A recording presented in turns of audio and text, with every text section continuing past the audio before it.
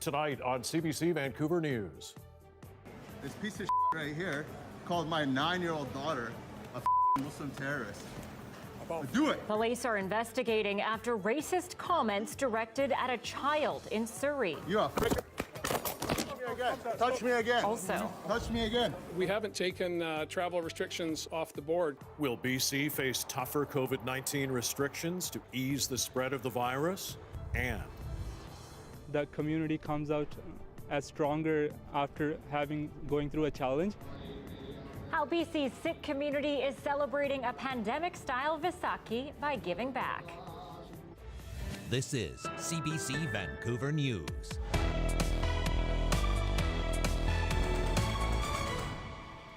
good evening and thanks for joining us tonight. Surrey RCMP are looking into allegations that a man directed racist comments at a young girl wearing a hijab. Part of the confrontation was recorded, and a warning, you may find this video disturbing.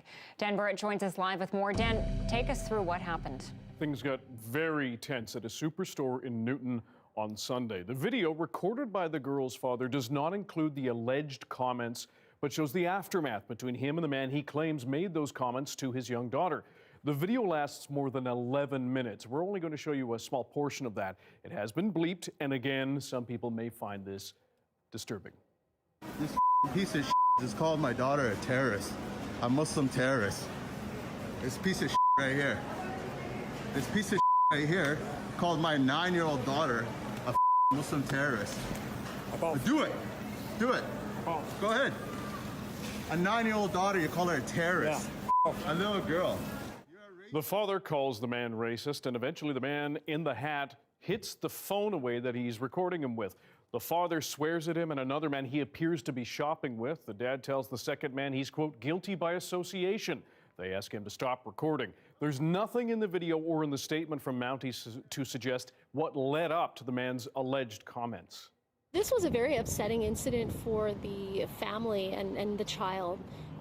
You know, it's understandable, particularly because this does involve comments directed towards a child. They were shopping, minding their own business when this incident occurred. So, yeah, they're very upset. We have engaged our victim services. Police note they have identified that man who's accused of making the racist comments. Mountie say he is known to police and has faced charges before. Anita, Mike? All right, Dan Burrett reporting live tonight. Thanks. The family of a woman shot to death in Surrey is asking for help bringing her killer to justice. Shayna Harris Morris was 23 when she was shot in a Surrey home February 4th. She and a man were both hurt. The man survived, but Harris Morris died later in hospital. The investigation is ongoing, but evidence gathered so far suggests Harris Morris was not the intended victim. At the time of her death, Shayna was in active addiction. She aspired to escape her life of addiction and wanted to become an addictions counselor. Shayna would always want to help others, so we feel her legacy should do just that. The family is creating a group to advocate for more resources and support for vulnerable children. Anyone with information is asked to call police. A man who stabbed his ex-girlfriend to death in Burnaby has been sentenced to life in prison. 31-year-old Jan Popel pleaded guilty to second-degree murder in the death of 34-year-old Nicole Porcello. He admitted to stabbing Porcello dozens of times before he deliberately crashed their vehicle into a light pole on the Barnett Highway in 2018. Popel won't be eligible for parole for 15 years. Porcello's family and supporters spoke after the sentencing, expressing disappointment with the judge's decision. Why would a future release even be a consideration? It's time we, as a society and as a country, reflect upon ourselves and how we seek to define ourselves, both individually and as a society. It's time for action. Our sentences must reflect our fullest and best principles. Porcello was a teaching assistant at Templeton Secondary School in Vancouver. She left behind a 10-year-old son. A man accused of assaulting a pregnant woman in Surrey 3 weeks ago has now been charged. The woman was pushed to the ground in the Wally neighborhood. She wasn't seriously injured. The 49-year-old suspect was arrested in Langley a few days ago. He has been charged with 1 count of assault and remains in custody.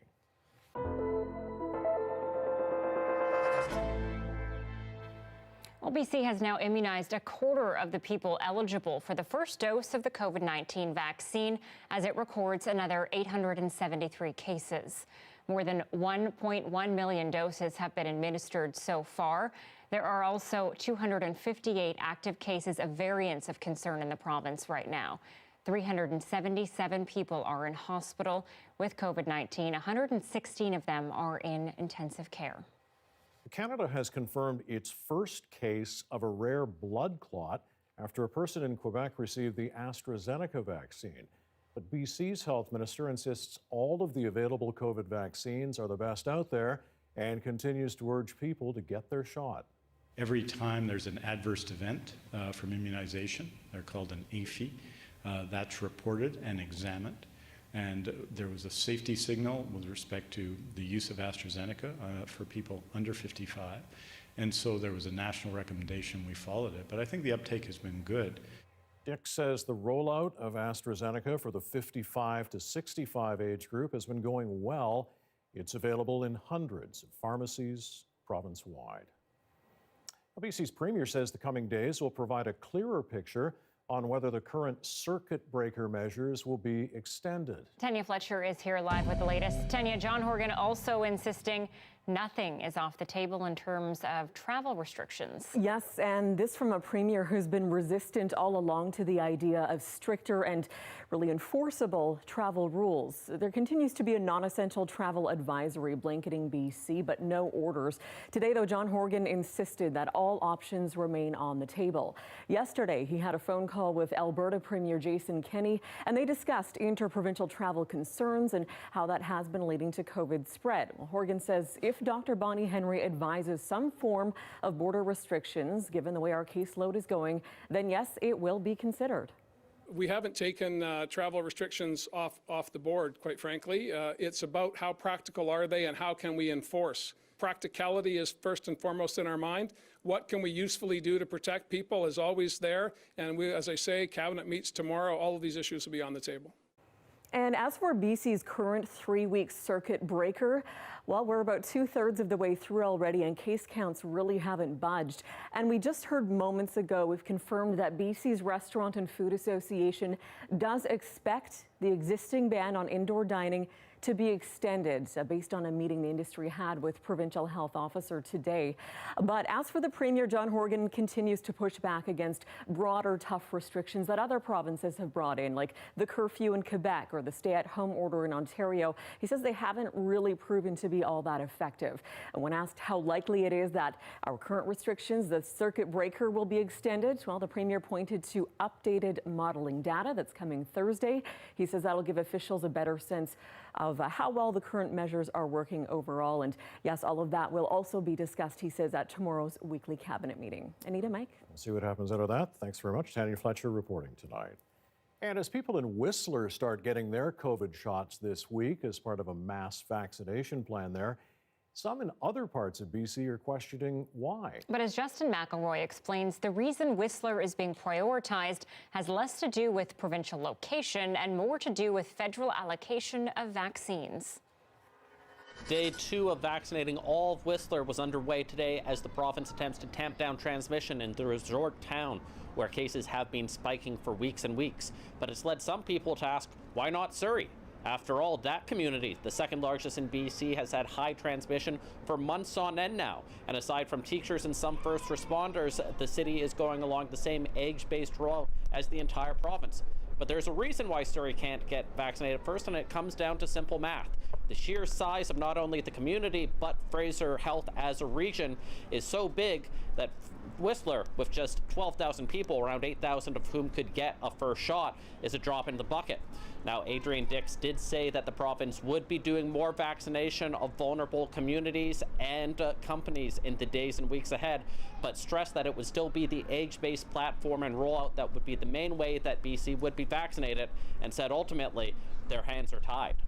Targeting where we see outbreaks and giving public health the means with a relatively small amount of vaccine to target those, and that's going to continue to happen. Those decisions and those will be in the hands of public health officers around the province. Really, though, and I just say this finally, the sole thing limiting us is the amount of vaccine. And that is true when you look at the expected vaccine supply that British Columbia is expected to get from the federal government. It's still only enough in the weeks ahead to get 1% or less of British Columbians a shot every single day, which is why the province is keeping focus on having transmission low just as much as they are vaccinating everyone in need. Justin McElroy, CBC News, Vancouver. Well, an unprecedented year of increased pandemic spending and fewer students means school districts across BC are facing big cuts. As Joel Ballard reports tonight, many have deficits in the millions, and that means popular programs like music may have to go. Like many BC school districts, Victoria is expecting a budget shortfall. It means programs like music could be cut. And the province's largest school district is deep in the red. There are always concerns for employees whenever the employer is talking about a budget deficit and the need to cut costs. The Surrey school system is facing a shortfall of more than $40 million, according to the district superintendent, who says there's only one way to make that deficit go away: reducing costs everywhere. They are anticipating staffing to go down next year, but it's not by a great amount. And what they're hoping is that they can address that through attrition, so through retirements, rather than by having to lay off people. The pandemic is being blamed for the money problems.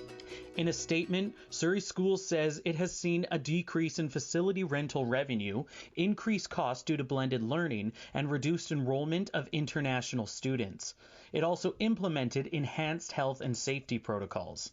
Typically, when there are deficits, the BC Teachers Federation says teachers, educational assistants, sometimes even the custodial staff are laid off. When budgets aren't sufficient and when cuts have to be made, those who really suffer are children, and they tend to be the most vulnerable children that need the most supports.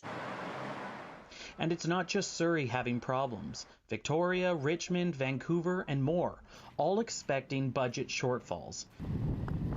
The province has handed out operational grants, status quo from the previous year, but there's no word on whether there is new or increased funding for schools.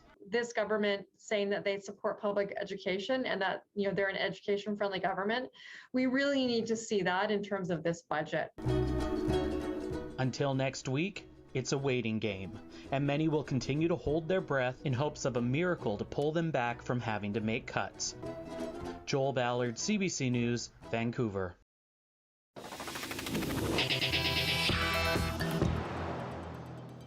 Well, 6 all over the world and here in BC are now taking part in Vaisakhi.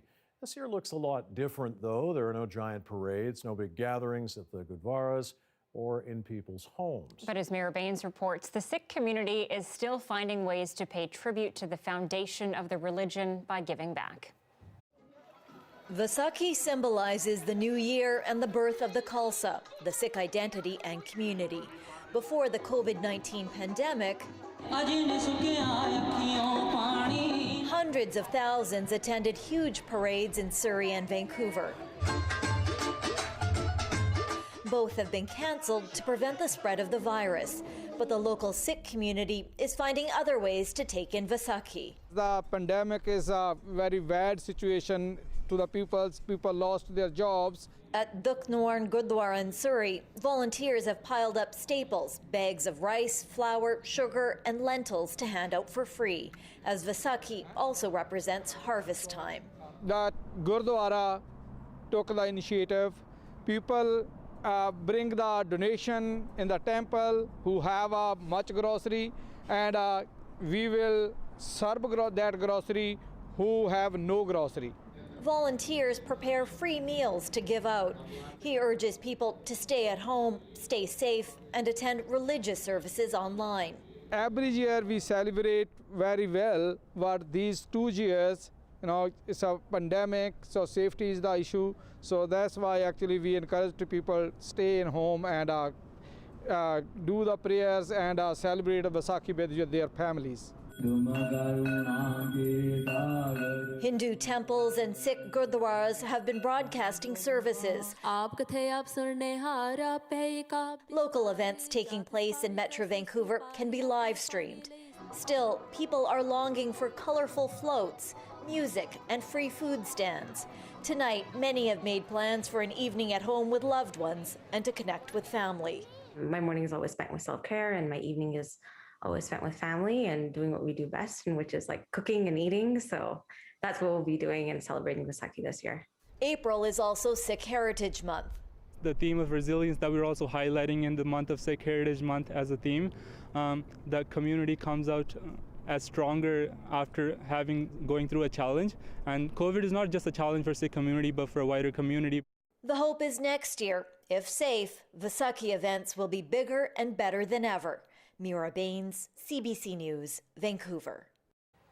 And in BC and around the world, Muslims are observing another Ramadan celebration during the COVID pandemic. This year's Holy Month still includes fasting, prayer, reflection, and community. But as Susanna De Silva tells us, it also brings new challenges. We all wrote things that we are grateful for. New customs created during the first Muslim Holy Month restricted by the pandemic are back again. My brother wrote that he doesn't have COVID-19 yet. This Winnipeg family is even looking to recreate last year's homemade mosque in their spare room, with religious gatherings still restricted. You eat before dawn and after sunset, and you have the whole day to kind of reflect and be nice to people. The day ends with a special prayer service and a meal or iftar to break the day's fast. In Montreal, while limited gatherings are allowed during the day, there is now an 8 p.m. curfew. It's going to be just at sunset time, so we're going to be blocked from that. We're going to be blocked from our prayer at sunset time and the prayer which is even later in the night. Last year, Shaheen Ashraf, who lives alone, was able to welcome her daughter to eat, but not this year. And a virtual meal isn't too appealing. I said, no, thank you. I mean, the whole point is lost, The whole point is to share food, but how am I sharing through a computer? Packed, lots of food, lots of people, families coming. We have. Vancouver's oldest mosque will also look different, with no indoor gatherings allowed at all. While this year they're fielding new questions: do the vaccines meet religious, dietary, and fasting requirements? It's something that is permitted, and if it's something for to save your life, to help your life, it's important to go and do so. The hope is that the vaccines will allow the feeling the faithful get after Ramadan. You feel very accomplished. To be shared together with the rest of the community next year. Susanna De Silva, CBC News, Vancouver. And it is also the first day of a 9-day-long Hindu fasting festival. Chaitra Navratri is dedicated to the Hindu goddess of power named Durga. Temples are, of course, quiet and empty due to health orders. It is believed that during this festival, Goddess Durga descends on earth, ridding it of demons and blesses her devotees.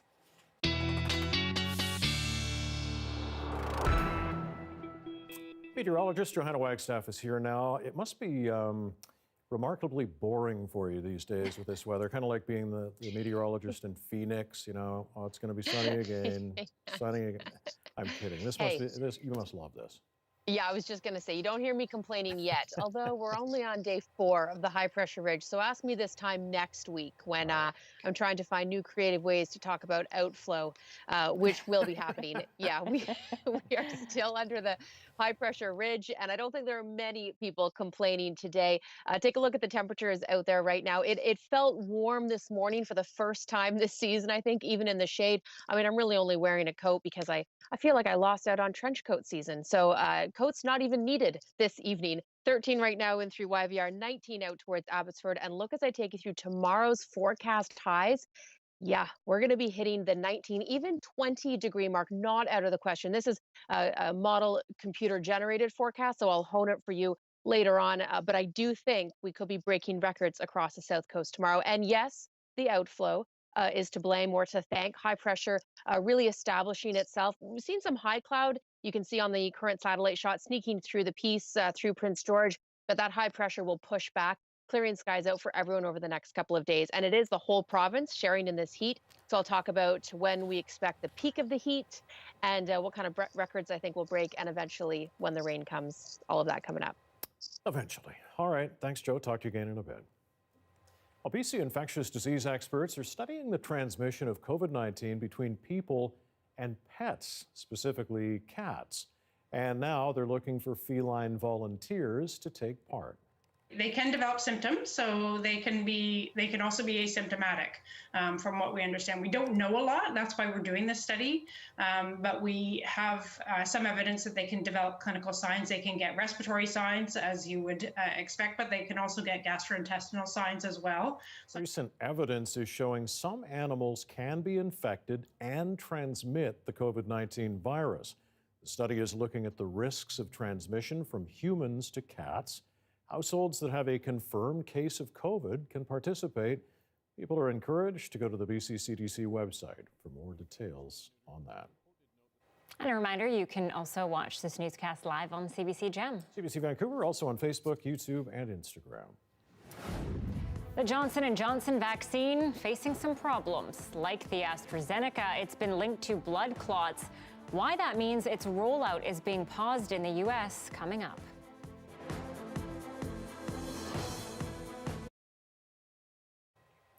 .20 Tuesday night. Thanks for staying with us during our commercial-free live stream tonight. Well, you never know what you're going to find in an old attic. For a new homeowner in Halifax, it was a set of vintage war medals. And as Brett Ruskin reports, it sparked a search to find the original owner. Scoring this Halifax home was a big deal for Lisel Mulholland's family last year. Property prices are crazy here now. This year, she booked a home energy inspection. So I finally got around to it and called them, and the appointment was set up with Gary. Gary checked the main floor, then headed upstairs to the attic. So I'm looking for whether there's insulation up in the ceiling. And if I hadn't got in here to sit down and look up, I would never have seen this. So it's right there. And then that's when I said, wow, those are actually legit metals. Mulholland did a quick search online and figured they'd be most valuable with the original family. Deep down, I was like, we gotta find who these medals belonged to. So the search began. According to the original deed, the home was first owned by Jack and Mary Durnford. At the Halifax Public Library, Jack's obituary shows he served 35 years in the military. He worked down at the dockyard and out in the harbor, keeping ships sailing even through World War II. Still, no picture though. Searching Mary's name leads to their grave site in Halifax. It had their wedding day inscribed on it, which helped lead to this. The first photo taken together as a married couple in 1944, Mary Durnford and Jack, the recipient of the medals. And this is Jackie O'Haron, one of Mary and Jack's daughters. Good morning. Hi, I'm Jackie. Hi, Jackie. I'm Lisel. Hi. I'm coming to meet you and to learn a little bit about why we're together today. Yeah, come in, come in. And this is my granddaughter, Olivia. Hi, Olivia. Jackie took the opportunity to tour her old home. When we were kids, one of our favorite things to do in the rainy day was to go like this, and we would listen to the rain hit it.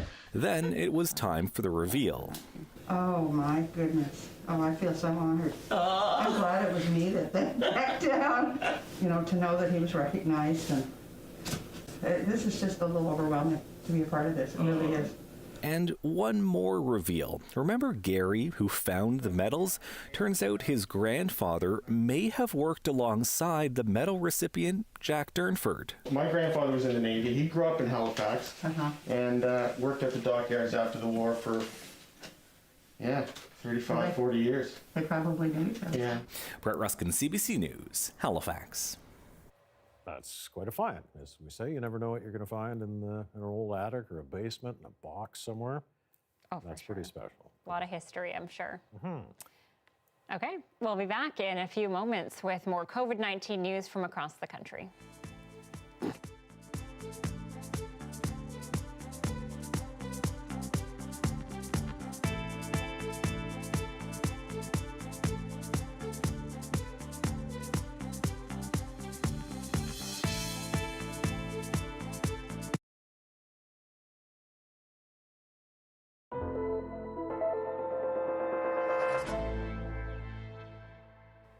Quebec is reporting the first case of blood clotting in Canada from the AstraZeneca COVID vaccine.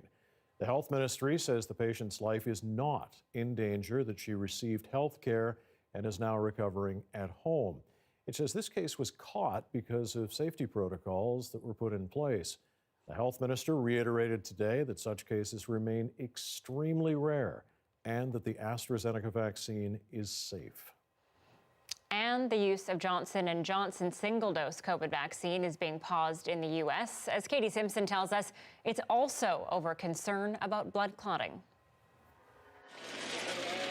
The decision to pause the use of the Johnson & Johnson vaccine is being described as a move made out of an abundance of caution. You want to make sure that safety is the important issue here. After nearly 7 million doses of the Johnson & Johnson vaccine were administered in the U.S., 6 women between the ages of 18 and 48 developed a rare but serious blood clot, all within 2 weeks of getting the shot. 1 woman died, a second is in critical condition. This is a really rare event. If you look at what we know so far, there have been 6 out of the 6.85 million doses, which is less than 1 in a million. Federal health authorities will now further study these cases, which could take weeks. The White House says even with the J&J pause, it will not miss its vaccination targets, staying on track for life to return to some form of normalcy around the 4th of July. So there's enough vaccine that is basically 100% unquestionable for every single solitary American.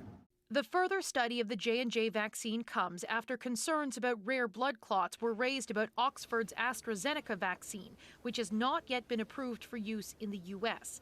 It has some public health leaders worried all of this will increase vaccine hesitancy. I think you're likely going to be okay. I mean, when you think about a 1 in a million event, that's, you cross the street every day, you have a much higher chance of getting run over by a car. Anyone given the Johnson & Johnson shot within the last 2 weeks is urged to stay calm, monitor how they feel, and reach out to their family doctor. Katie Simpson, CBC News, Washington. And Prime Minister Justin Trudeau says the COVID-19 situation is extremely serious, and he's asking Canadians to follow health orders. The urgency echoed by Dr. Theresa Tam, who painted a stark picture of the pandemic. There has been a 33% rise in daily case counts, with an average of almost 8,100 new cases reported daily. During the same time, the number of people experiencing severe and critical illness continues to rise. On average, over 3,000 people with COVID-19 were being treated in our hospitals each day, representing a 29% increase over last week. Tam says an average of 970 people have been in intensive care units over the last week. The previous high was 880 in mid-January. And there's a record number of people in critical care tonight with COVID-19 in Ontario. And as Lorenda Redekop says, hospitals are under such a strain that officials are looking at bringing in health workers from out of province. The number of people in hospital with COVID-19 jumped by almost 200 in the past day to 1,822. According to the province's data, 626 of them are in ICU. Today, Ottawa's Children's Hospital announced it's preparing for the possibility of accepting adult COVID patients if needed as a way to keep patients from having to move to other cities. Sick Kids is already doing that. In the provincial briefing, I asked about the possibility of transferring patients from Ontario to less affected provinces. The health minister didn't respond to that, but did confirm Ontario could possibly accept healthcare workers from those areas. With respect to workforces, if there are available teams that would be able to come from particularly the Atlantic provinces, we are certainly looking at that as an option, but we're also looking at building up capacity from our own teams. Numbers from Orange Air Ambulance show this year 914 patients have been transferred within Ontario due to COVID pressures. Already 246 this month, with more than 200 a month in March, February and January. That's as the province is racing to vaccinate its way out of a worse crisis. The Premier announced last week that vaccinations would be available for all adults in hotspot neighborhoods, but reportedly didn't prepare public health units, and people 18 plus can't book through the province's online system. There are neighborhood pop-up clinics with no appointment needed. Ford defended the rollout. For the folks that find it confusing, I have to tell you that 2.8 million people didn't find it confusing. 3.3 million that we had vaccinated didn't find it confusing.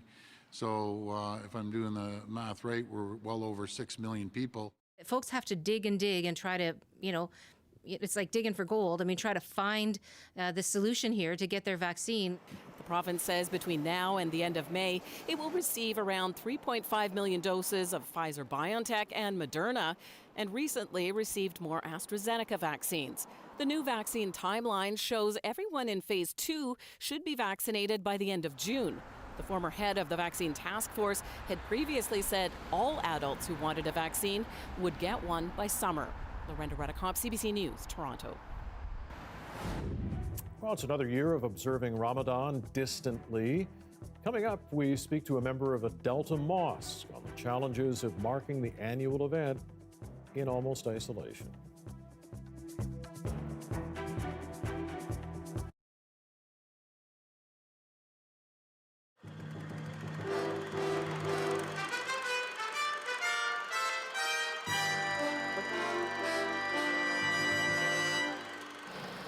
The Dr. Sun Yat-sen Garden has been designed as an island of tranquility amid the hustle of downtown Vancouver.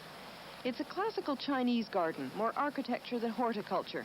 The only full-size classical garden ever to be built outside the Republic of China, and the first to be built at all in more than 500 years.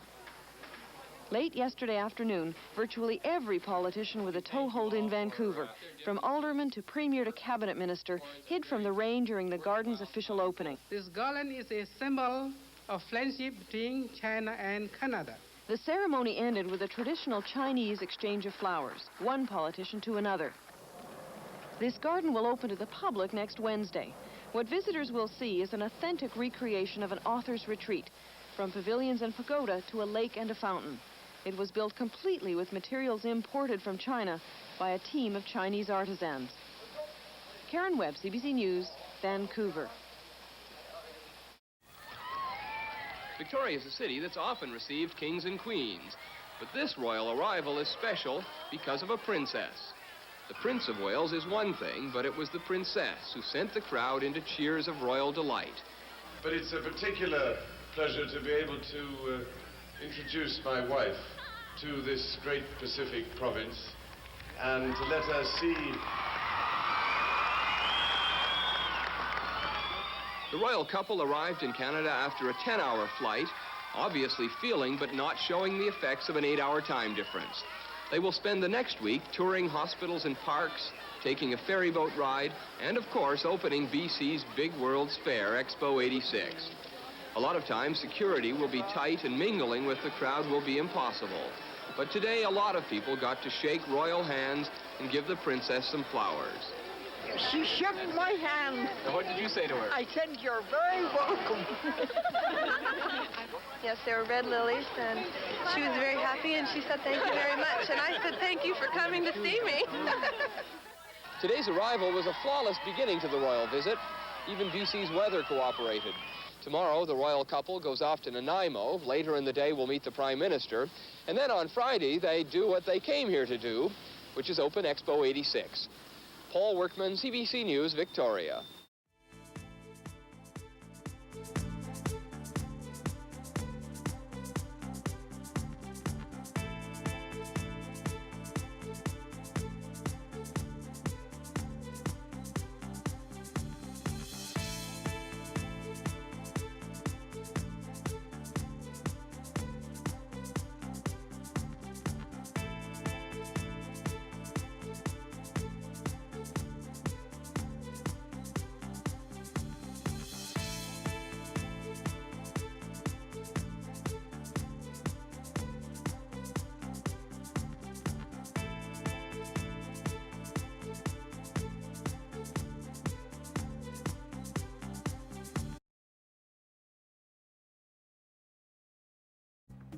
Here are some of the stories we're following tonight on CBC Vancouver News.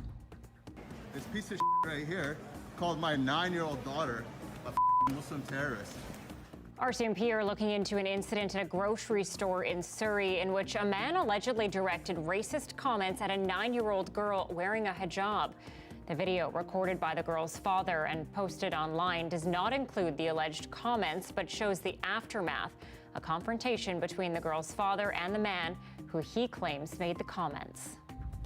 Why would a future release even be a consideration? The family of a woman shot to death in Surrey is asking for help bringing her killers to justice. Homicide investigators say 23-year-old Shayna Harris Morris was not the intended victim. She was killed inside a home on February 4th. The Premier says more travel restrictions could be coming to BC. He says Cabinet will be looking at the status of bookings for hotels, bed and breakfasts, and campsites. Any new restrictions would be announced Thursday. BC is reporting 873 new COVID cases and 2 more deaths.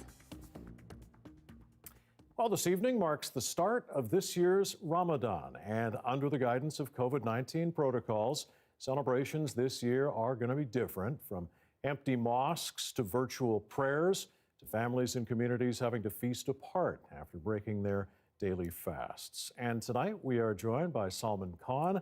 He is a spokesperson for the Bathe Ramadan Mosque in Delta. And first, if I may, Ramadan Kareem, Ramadan Mubarak to you, which I'm told are the 2 main greetings for Ramadan.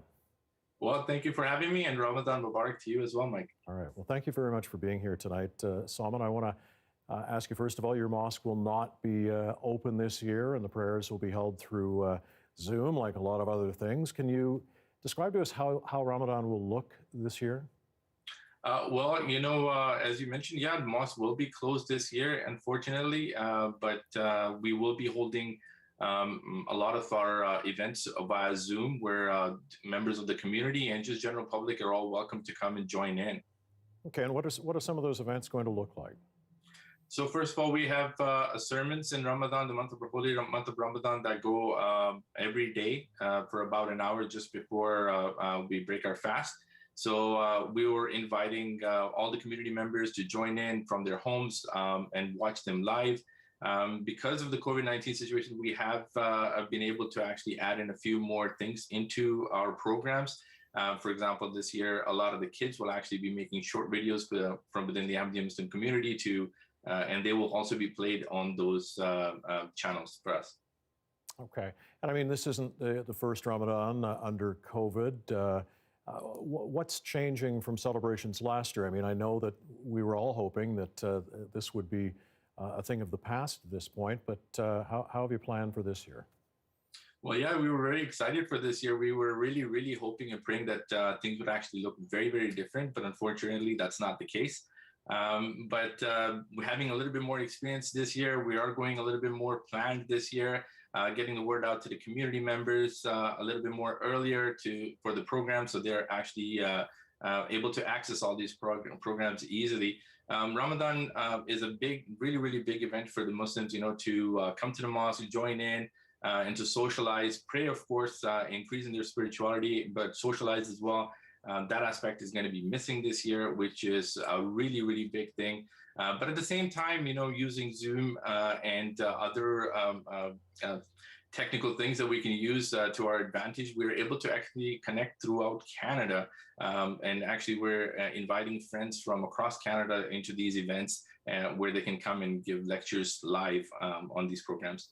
Which is great to hear, but I imagine it must be still a bit disappointing for people that, you know, you're having to celebrate Ramadan again during the pandemic. But does that make it that much different? You just have to kind of go with the flow.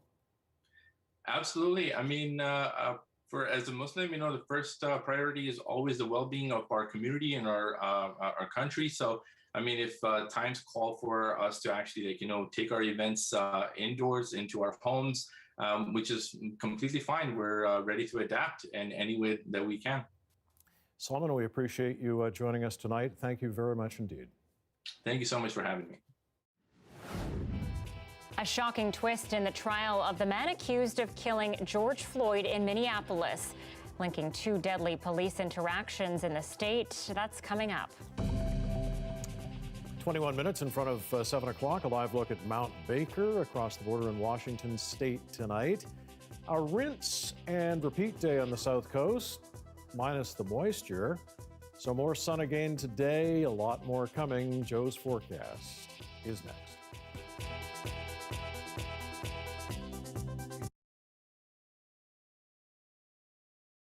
I mean, I see a dad in you now, when before it was like a business partner or a husband or whatever, but I just always saw you as a dad. Yeah, it's true. My name is Jacob. And I'm John. My name is Jacob.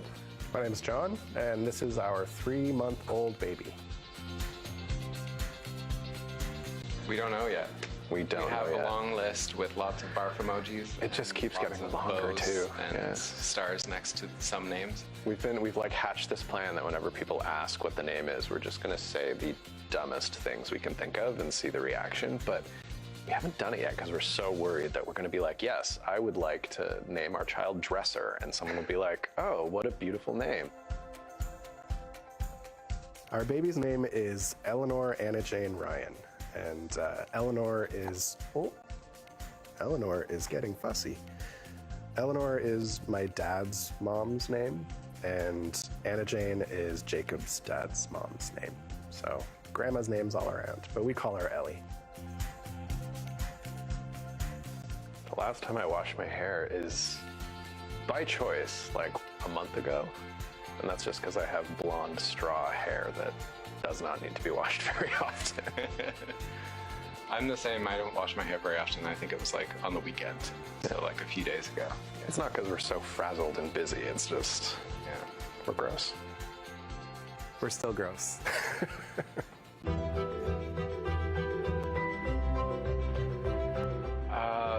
Definitely our baby.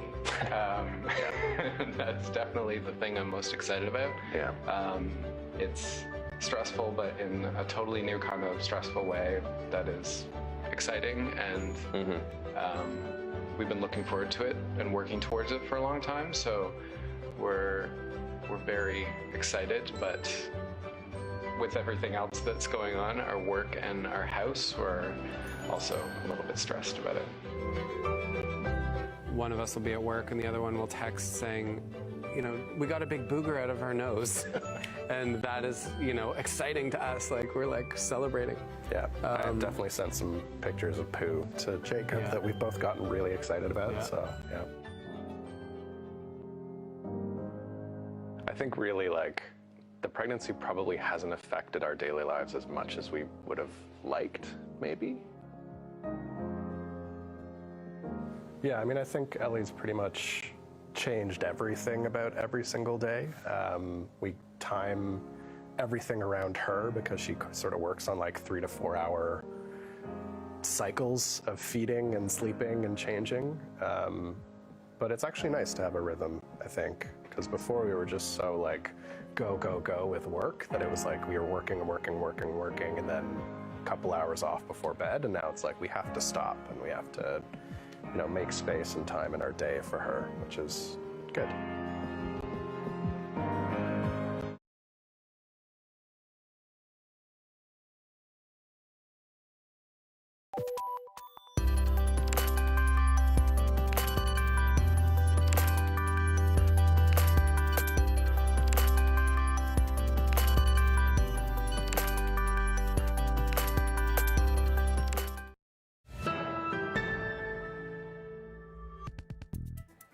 To Minnesota now, where the families of 2 Black men shot by police stood together, speaking out against injustice at the hands of officers.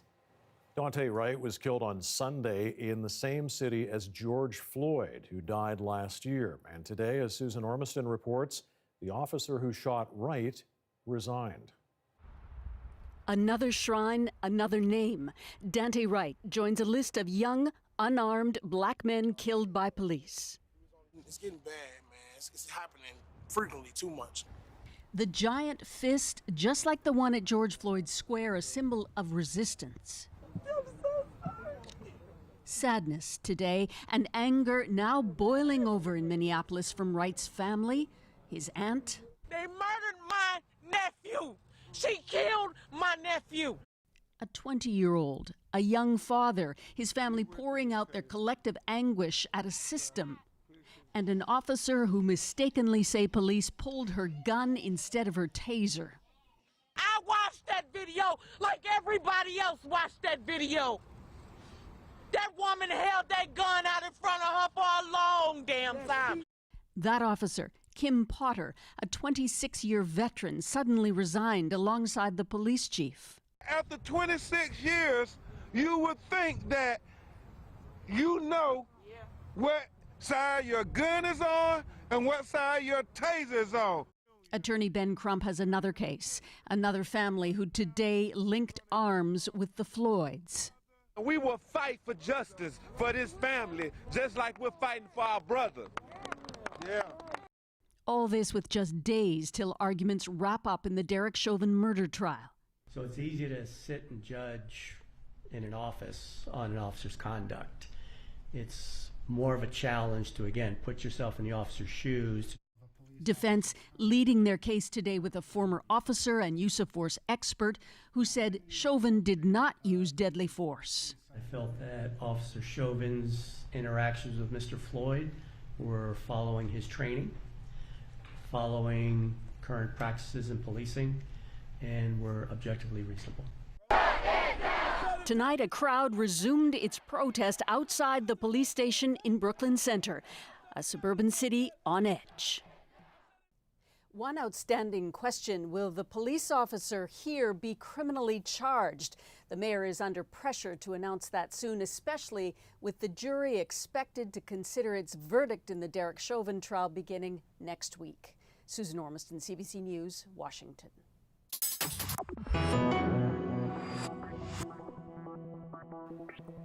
Japan says it will begin dumping millions of liters of contaminated water into the Pacific, left over from the nuclear disaster at the Fukushima power plant. Environmental groups, fishermen, and some governments are raising the alarm over its effects on wildlife in the sea.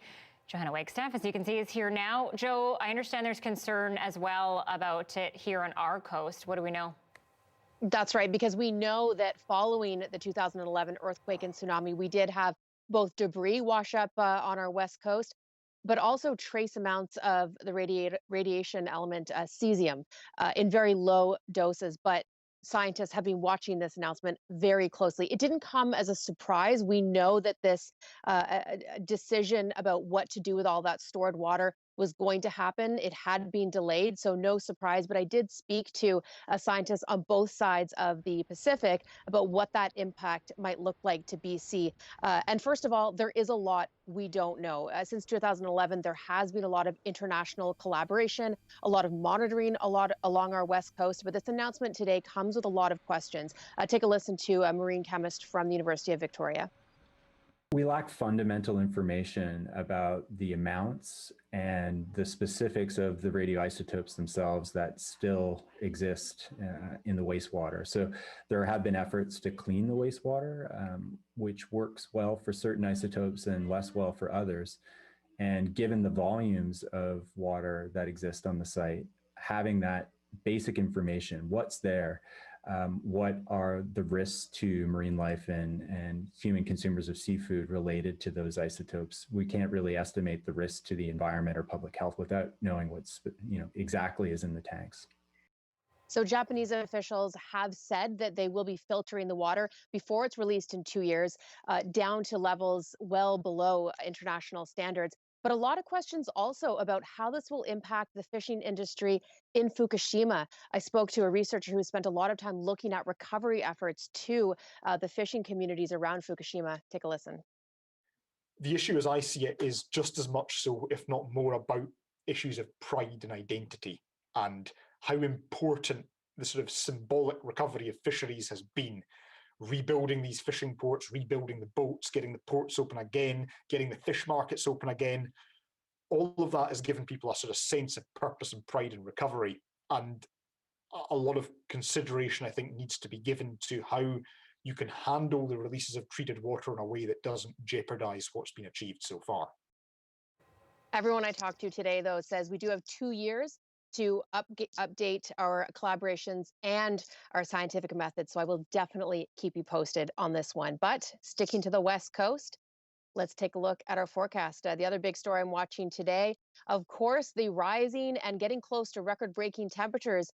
Here's the forecast for tomorrow across the BC interior. I think we'll be seeing temperatures close to the 20s for parts of the southern interior. That's all thanks to this ridge that continues to build. And as I take you through the long-range projections, you can see the greens and the yellows. That's that ridge that does look to stick around well through the weekend and possibly through next Tuesday. Earlier models were showing it breaking down next Tuesday, but starting to see signs that that might not be the case. I look at those forecast temperatures for the interior tomorrow and climbing as we head into Thursday. I imagine we'll be talking about daily temperature records. And of course, the other side of the story that we will keep mentioning, this means the start of not only wildfire risk ramping up, but also of the spring runoff as snowpacks begin to melt. Look at that forecast, though. Inland temperatures will be hitting 20s tomorrow, and Anita and Mike, I think we'll be getting to the peak of that heat just in time for the weekend. Would you look at that? Lovely. We will look at that. That's a great, great timing. All right, Joe, thanks very much. Well, Kim's is closing up shop, but the impact on Television as Canada is destined to be long-lasting. A look back at the groundbreaking series coming up.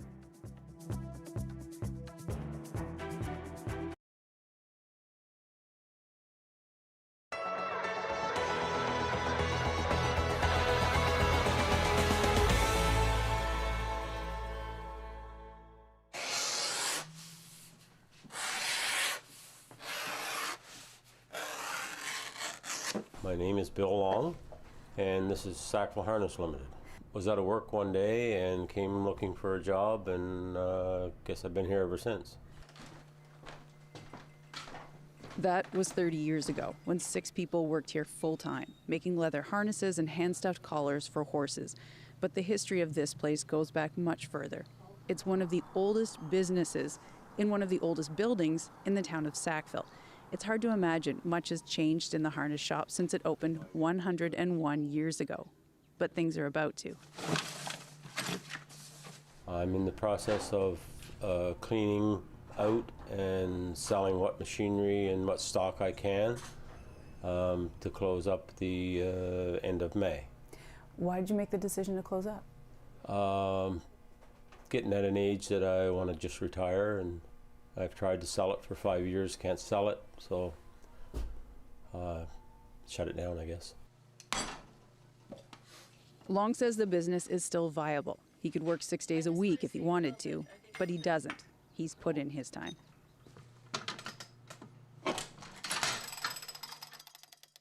What's been your favorite thing about being here? Just to see what you can do, what you can make with the leather. You get a satisfaction of seeing somebody going with a nice leather bag, or horses going all harnessed. And they want to be on good and tight. You don't roll that. Whoa. Melbourne Smith has a barn full of horses and a wall of Sackville harnesses. Some of these pieces date back decades. I prefer the leather harness for all of it. The nylon harness is okay, it's light, it's strong, but to me it doesn't fit like the leather harness. The collars that, like's on that horse, I must have 12 or 15 of the bigger ones like that that are all Sackville collars. Really? It's a straw stuff collars, yeah, and I really prefer, maybe I'm prejudiced, but I prefer the Sackville collars. And what do you think when you hear about the harness shop closing up? I think it's pretty sad. It's pretty sad. It was there all through my dad's life and all through my life, and it's pretty sad to see it go. It's you know, there are other harness shops, but this is the only close one to us. But it's pretty unique work. You know, it's not something that anybody and everybody can do. Yeah. So. Yeah, it's too bad. Anyway, I guess everything changes.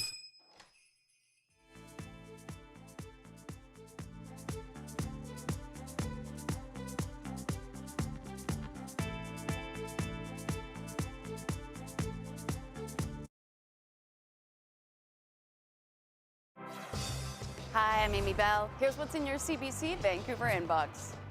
Join CBC Vancouver's Gloria Makarenko at the 2021 Because Mothers Matter Awards on May 5th. Celebrate the resilience of mothers during the global pandemic at this year's awards. And the Doxa Documentary Film Festival is May 6th to 16th. Enjoy thoughtful and engaging documentaries, panel discussions, and more, all from the comfort of your own home. Learn more at doxafestival.ca.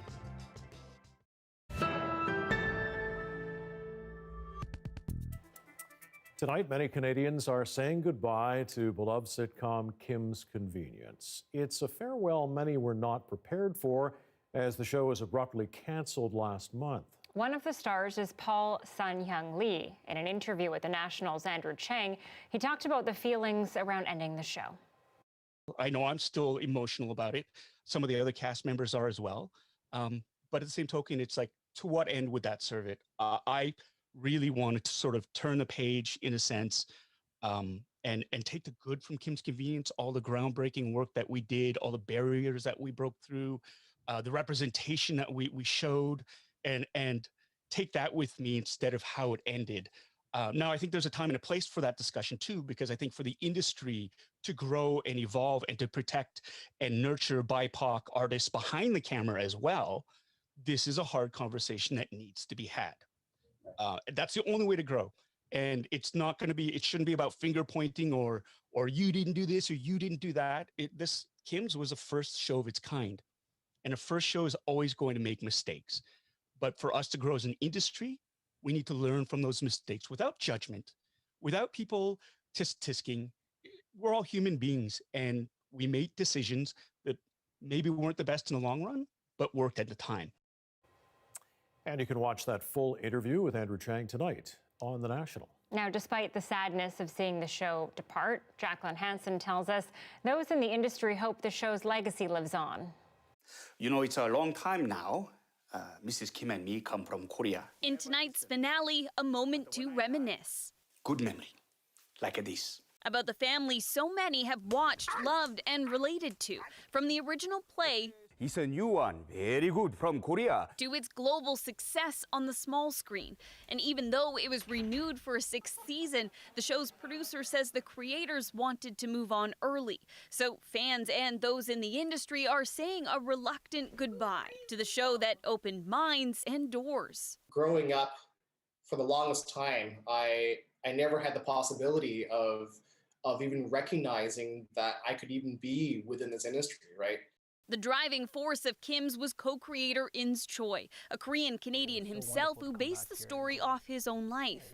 For budding director Justin Wu, Choi's success was an inspiration and the show an opportunity. Wu made his debut as a director in episode 5 of the final season. I actually cold called and I made a plea to meet with the showrunners just for 15 minutes to make my case and show my love of the material.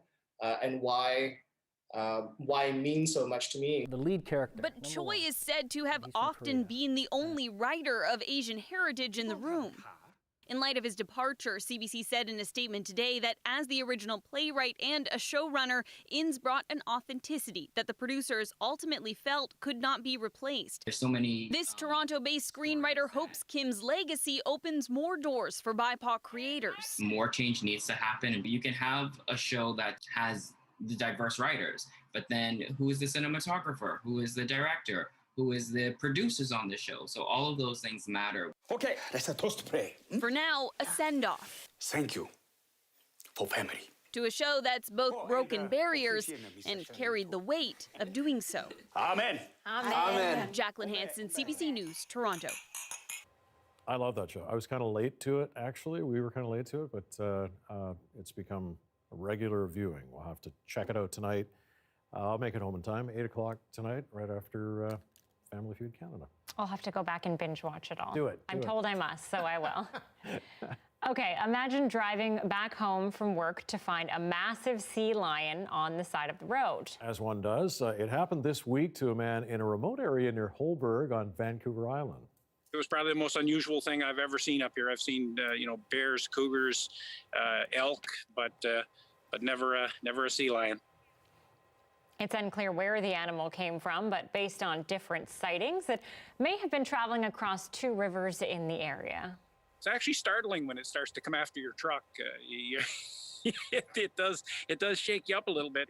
Yeah, I bet. Officials say the animal appears to be in good condition and likely made it back to the water last night. Maybe the river, hopefully the ocean, but definitely wherever it needs to go. Hopefully it made it there. Must have been food or something, because they can be pretty aggressive when it comes to that. Absolutely. All right, that is it for our show tonight. Thanks so much for watching. You can always find it online, cbc.ca/BC. Our next local news right here at 11 o'clock. Dan Burrett is here after the National. Thanks for watching. Have a great night.